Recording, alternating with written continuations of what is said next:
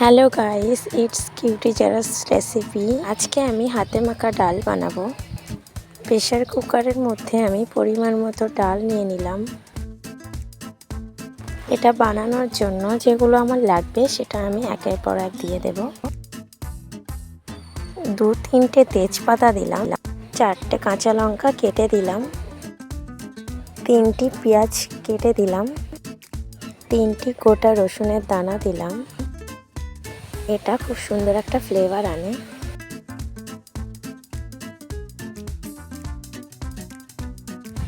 1 চামচ হলুদ গুঁড়া দিলাম, পরিমাণ মতো তেল দিয়ে দিলাম,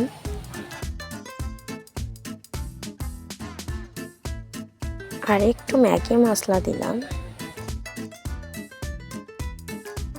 এবার আদা রসুনগুলো দিয়ে দেব।